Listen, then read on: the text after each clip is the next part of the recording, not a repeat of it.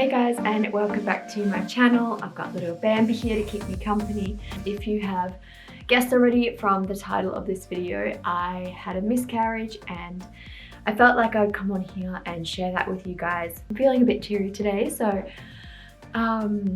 yeah, if there's a few tears then that's okay. And I've got my trackies on as well because it's just a comfy trackie kind of a day. So at the start of the year, Jay and I were up in Queensland where we lived. We had lived there for 18 months and we loved it. And obviously the pandemic hit and everything kind of got a little bit crazy, and we decided to move down to Melbourne, which is where we are at the moment, to be with family, which is a little bit ironic because we're actually in a stage 4 lockdown at the moment. When we were in Sunshine Coast, we were pretty keen on starting a family. We talked about it for a few years. I'd been pretty excited for a while. Even though I wasn't maternal as a kid or as a teenager or even a young adult, you know, we've been married, I think 2 years, and I don't know, I just felt really excited about starting a family all of a sudden, which I've heard that happens to quite a few people, that kind of just hits them and you just feel really maternal all of a sudden, and that happened for me. But we waited a while before we decided that we're actually going to try. So yeah, I just researched and kind of I started learning a little bit more about PCOS, which is a condition that I have, which affects lots of women around the world. I may do a video on it at some point, probably, just with my experience with PCOS. Yeah, we wanted to start a family, and so when we moved down here, we decided, look, I know things are crazy and we don't know what's going to happen, but we're still going to try. This is a 12-month lease, so we knew we had like somewhere to live for at least 12 months, so we decided to just give it a crack. Got started straight away. I got the rod out, which was my form of contraception at the time.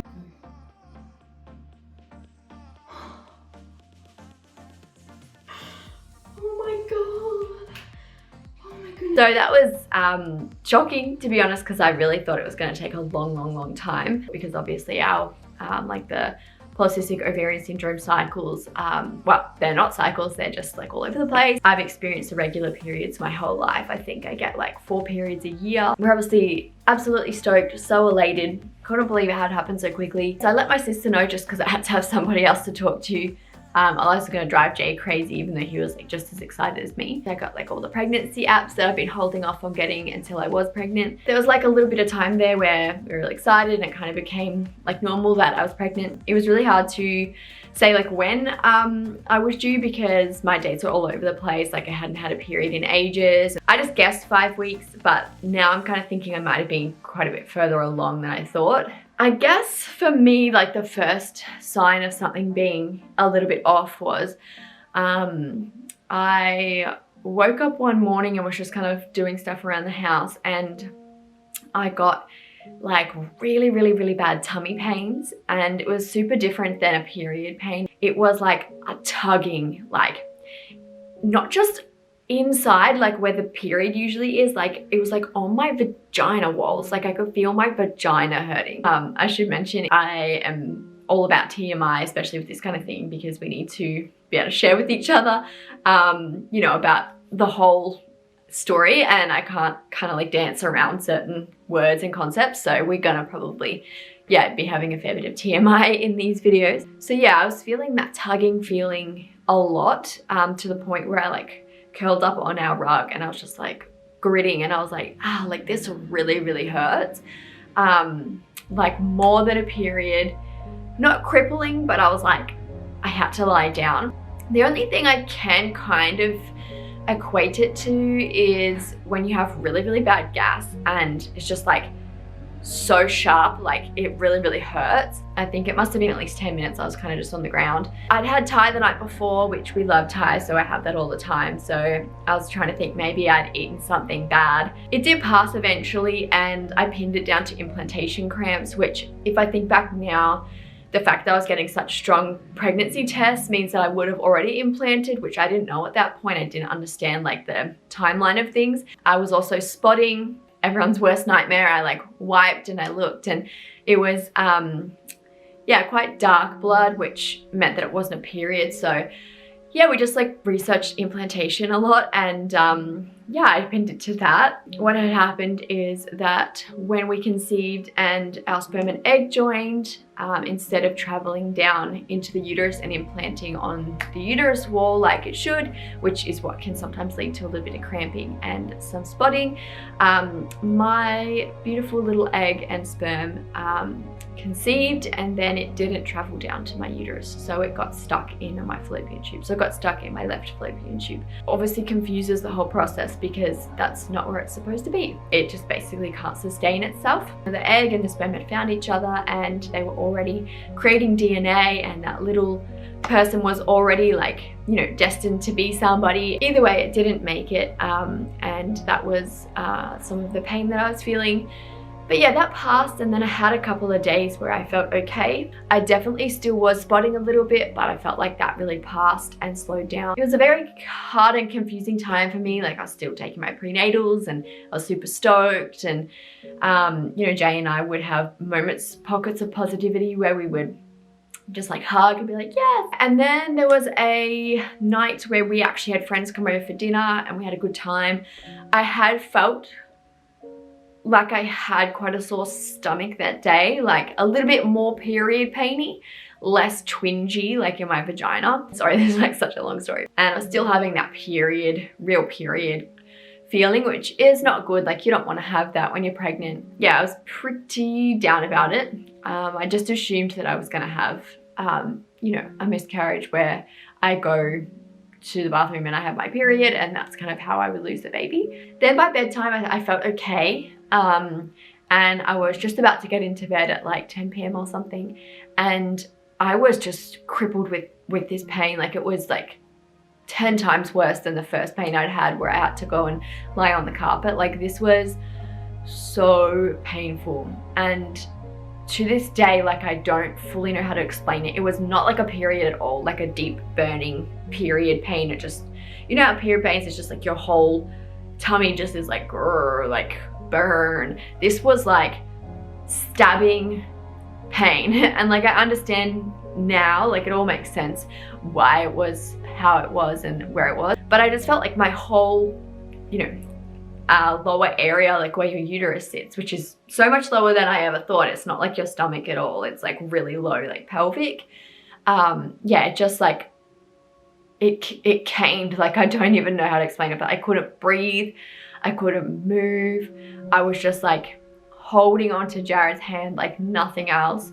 And we were thinking, like, you know, trying to stay positive and optimistic. And, you know, one of the saddest things is thinking back is like,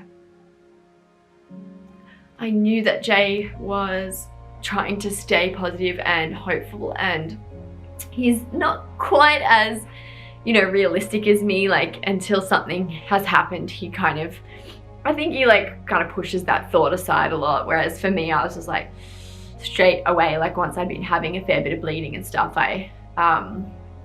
yeah, I felt pretty nervous. And that day before we had the friends over, I had noticed like I was bleeding a little bit again.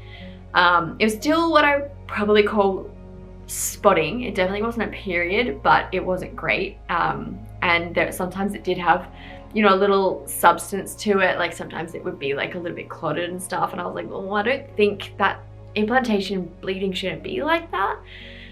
But, you know, you read things where women bleed their whole pregnancy and the pregnancy's fine, and you read things like that and you're like, oh, okay, like, I'm sure everything's fine. It's just this like up, down, am I, aren't I, what's happening? You're pretty much just nervous, and I wasn't excited anymore. I was just nervous. And it's sad to not feel that excitement that you just want to feel. It's sad to have, you know, be apprehensive about it and have doubts, because you don't, who wants to be going through a pregnancy feeling that? Anyway, this night was really bad. I think this went on for like an hour or so. I was just holding on to like the bed frame, and I was just like grunting. Like, I felt like I was in labor. I just had to like bear down and like get through it. Like, I was just clenching my whole body, and it would come and go a little bit, but it was pretty much consistent and just like stabbing. It was so bad. Like, I should have called an ambulance, and you know, it's not helpful when people tell you that later, because you're like, yeah, well,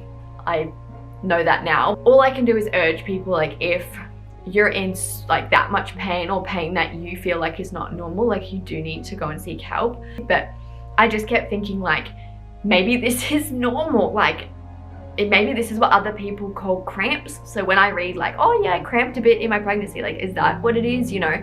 I always thought I had a fairly low pain tolerance because I get like dizzy when I get needles and stuff, so I just assumed that I was just being a baby, but I wasn't. It was really, really painful. And yeah, like Jay sat with me like the whole time through it, and yeah, I was just like thinking back, like really hard to watch him because I couldn't communicate to him properly, and he kept saying like, I think I want to call an ambulance, and I kept saying like, no, please don't. Like I was fairly certain I was miscarrying and my uterus was just shedding. I could imagine myself going to the hospital, and I've done that a few times and waited for like 5 or 6 hours in the waiting room, and I just was mortified at the thought of sitting in the waiting room basically miscarry when I would just want to stay home and miscarry. So I just assumed that that's what was happening, and I was bleeding at this point. Jay said like, well, at least take some kind of painkiller. So I think I took some, maybe like aspirin, or I couldn't tell you because I was that out of it, but I managed to take something, and that really did ease the pain, which was awesome. Like that relief. I can imagine it's kind of like what an epidural would feel like. It's just like it's just, you know, my whole body was able to unclench. After that, I just like kind of stumbled to the bathroom, and I yeah, like checked. I had like this really, really odd black discharge that was like stringy, like, but not like a period, you know, sometimes you can have like kind of clotted period blood. It was like black and like rubber, like I could pull on it. Like it was so odd.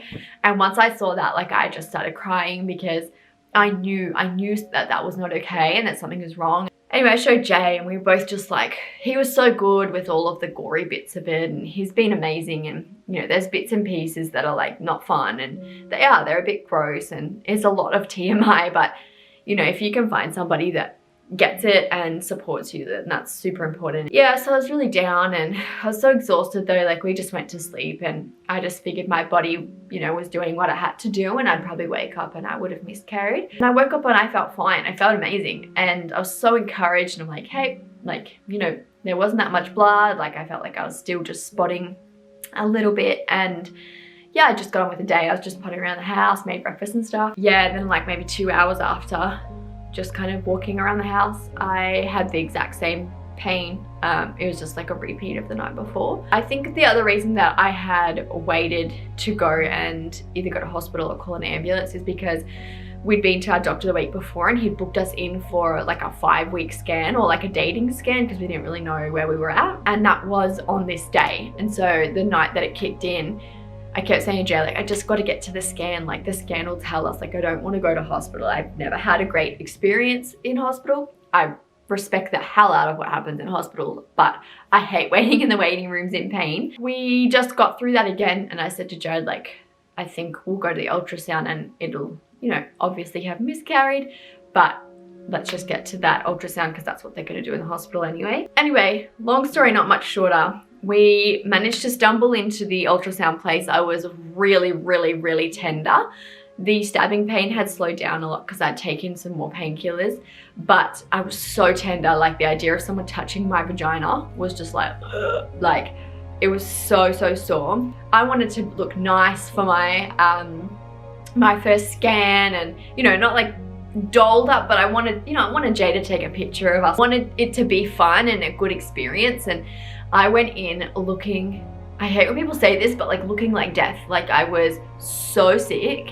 I could barely walk, and I just sat there and I was like, ugh, like, and while I was filling out the paperwork, I noticed that it said, like, do you consent to the internal exam, ultrasound? And I was like, no, like that would make me cry right now. I don't care if people see me nude for all I care. Like it doesn't bother me if people get up in there, especially like if I need that and it's medical. But the idea of like somebody touching me there at that point was just like horrific. And so I like showed Jared, and I almost started crying because I'm like, oh my goodness, like I thought this was an external exam. The lady that was doing my ultrasound was really nice. She kind of asked me to get up on the table and everything, and I just wanted to like pre-warn her and said, this is a dating scan, I know, but you know, we have experienced this and this. I'm pretty sure I've miscarried. I'm not expecting you to hear anything, but you know, we wanted to come in and see if you could give us more information because like I'm in a lot of pain and I need to know what to do. She's like, no worries, like just get up and you know, we'll get into it and I'll let you know. And so Jay and I were just kind of, I don't know, we're kind of quiet, but then we would try to like kind of make it a bit more light-hearted. It must be hard for them, like trying to keep that balance of being professional and knowing that something's probably wrong and positive, but also, hello baby, hello. She looks like a little polar bear. You look like you're lying in some snow. Okay, you can go to bed. Yeah, anyway, so she did an external and she's like, look, I can't see anything. Did they chat to you about the internal exam? And I was like, yeah, like I really don't want to have it. Like it really hurts. I think I was also really self-conscious because I was still bleeding quite a bit and it like wasn't normal blood. But yeah, so I was really self-conscious of like, well, not self-conscious, I felt bad for her, like having to do an internal exam with like all this blood. It was just like a bloodbath. She's like, no worries, like I can do it if you would like. I will be able to get a better idea of what's going on for you. And you just let me know if it hurts, I'll stop. And I was like, oh, well, it's definitely gonna hurt, but I can do this. At first, like it didn't hurt too much, like when she inserted it, but once she was moving it around and like she was moving it like really far right and left, I'm guessing like that's how they get their like, I don't know, like x-ray photos or whatever. I didn't ask her too much about it because I was honestly trying not to cry, like it really hurt. We're like telling her about Queensland and stuff and she was like, I love Queensland, and I'm lying there like, this is such an odd thing like to be talking about the beaches in Queensland when like you have this thing up my vagina and I'm pretty sure I've miscarried and you're covered in my blood, and you know, like Jared's trying to be nice. He's like the nicest person ever, so he's like keeping up this conversation with her for me, which I was really grateful for because I just gave up talking. Yeah, anyway, she was just taking heaps of photos, like click, click, click, click, click, and eventually she was like, all right, we're done. I already knew I'd lost the baby, and so I was just like if I hadn't lost the baby, as said to Jay previously, like I would be like, how? Like it was just something else is wrong then. I said to him, if this isn't the baby, like I've burst my appendix for sure, or like something else is wrong. She said, I've sent it to your doctor and I have sent it to my doctor and you need to go to emergency straight away. Your pregnancy is ectopic. Here's your x-rays.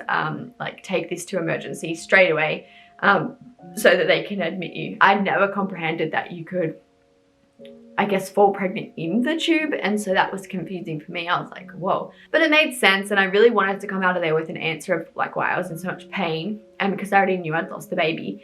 Yeah, I guess it was just good to have answers. The healthcare system in Australia is phenomenal. I couldn't praise it highly. The saddest thing I think was that Jay didn't know what an ectopic pregnancy was. He didn't know the baby had passed away, and he thought maybe that it could be transplanted, like relocated to another space, the uterus.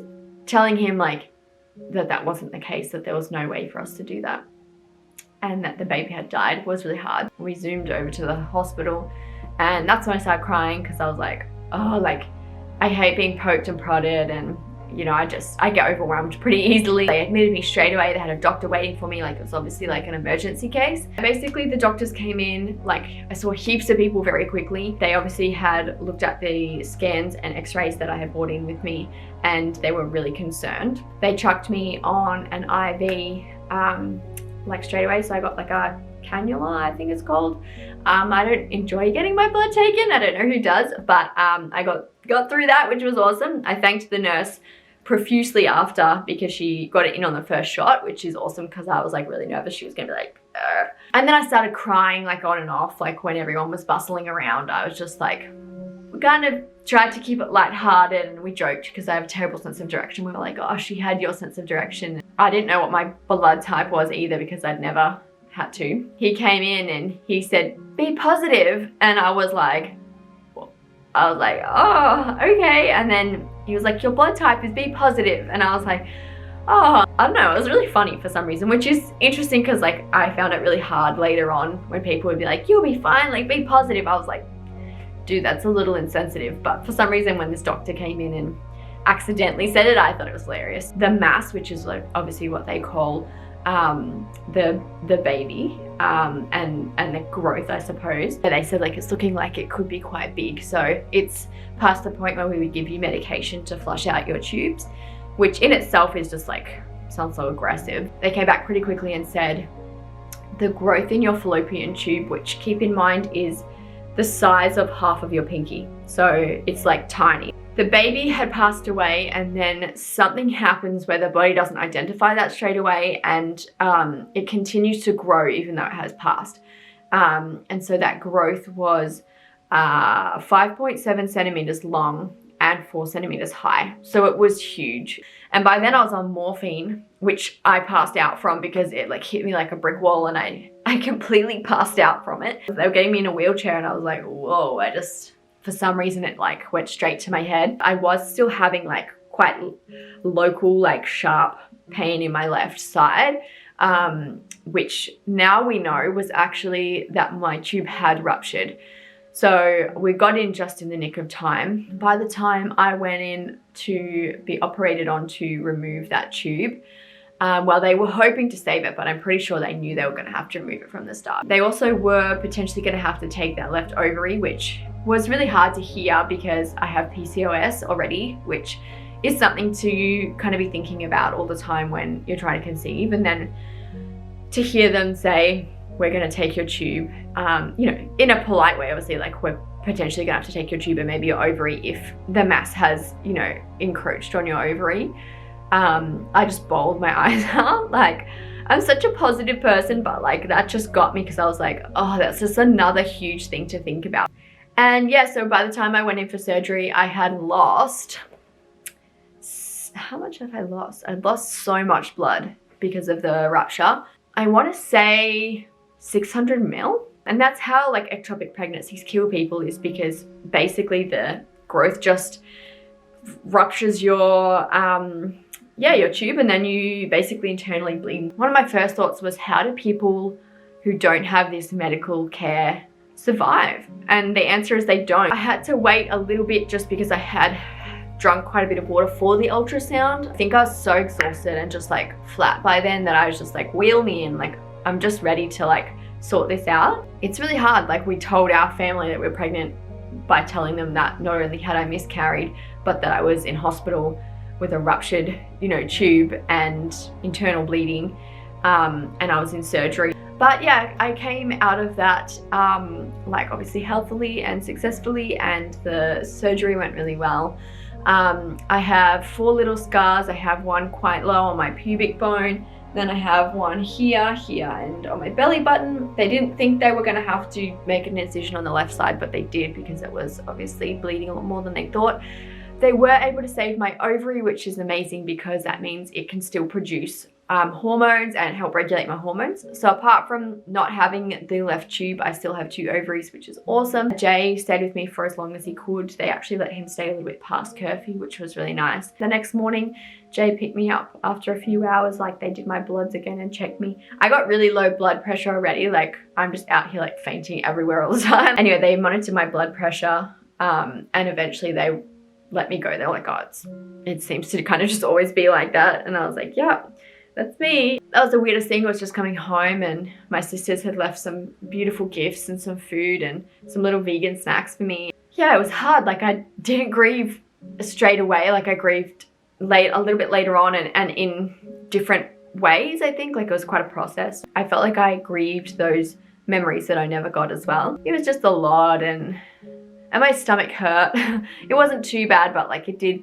hurt a little bit, and every time it hurt, it reminds you, and it's really sad to, you know that there was a baby in there, and then it obviously didn't make it. I felt weird later because like anytime I'd talk to someone, I'd be like, oh, when I was pregnant, or when we had Grace and stuff, and like it is awkward. It's just weird, and like it's a sad kind of thing to say. And even though we talk about it, you know, in the day-to-day, like Jay and I talk about it, not everybody always wants to like kind of hear that. And I felt really sad that I was a mum and then I wasn't. I am a mum, but I'm like not. Like, I never even got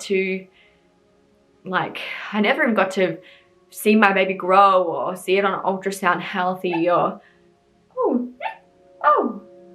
you're having a dream, darling. She's having a dream.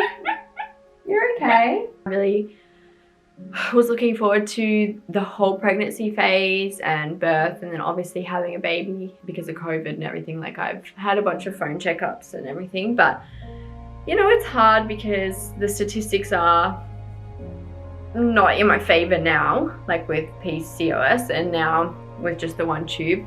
I get paranoid, like next time I'm pregnant, if I don't find out early, like what if this happens again and I lose my other tube? I can't think like that. I have to stay positive, but it's not easy, and it is hard when people say like, oh, it's fine. Like, I know someone with PCOS that's pregnant, and it's like, I know that, and I am a positive person, and I know that it's possible, and I 100% believe that that can happen for me, but it is hard when you kind of hear it in like a really light-hearted way that's supposed to be helpful, but it's like, oh, what are you doing?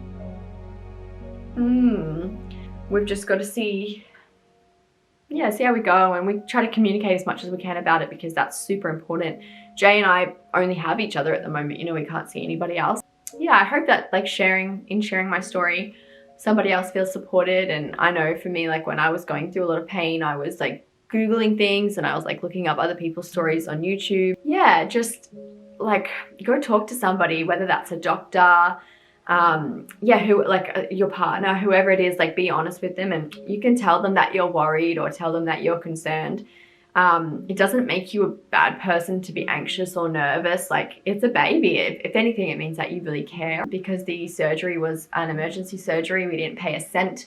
I didn't pay for staying overnight. I didn't pay for the food. I didn't pay for anything. And that blows my mind. That I can't believe that. I just feel so lucky and fortunate to have that kind of healthcare just because of where I live. And the fact that I'm an Australian citizen. Like, I survived that, you know, when if I lived in another country who didn't have, you know, medical support, I potentially would be dead. And that's really hard for me to wrap my head around. It's good to remember and think about how other people sometimes live, and, you know, being a woman isn't easy. I hope that this has helped somebody out there, and if you have, I don't know, related to anything I've said, or you want to add to anything I've said, please feel free to leave a comment. Yeah, I just ask that we keep all comments nice and positive and very friendly. But I would love to hear other people's experiences and stories. If you have had an ectopic pregnancy, or just a miscarriage in general, or if you have a healthy, beautiful baby, then that's awesome too. And I would love to hear about it. So if you are having a beautiful baby, then congratulations. Mwah! All the best. I'm so excited for you. You're a champion. Keep rocking it. I pray for safety and for health for you and your family. And if you have been through something like I have been, we will get through this. It's not easy, but it is made easier by sharing and by encouraging each other. So I'm going to try and wrap this extremely long vlog up, but it's hard to kind of tell this story. Yeah, like briefly. I mean, I could have tried, but I feel like the details are important. You guys know how it all goes. Like, subscribe.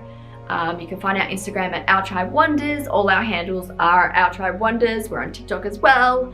I will chuck that up here for you. And yeah, liking videos, subscribing, it encourages me to make content.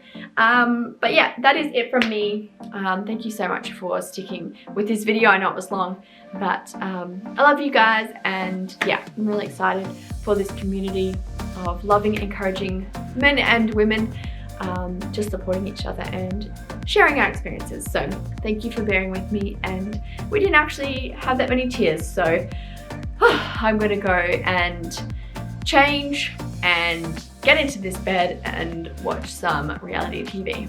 I will see you guys in the next video. Oh, you want to say goodbye? Mwah.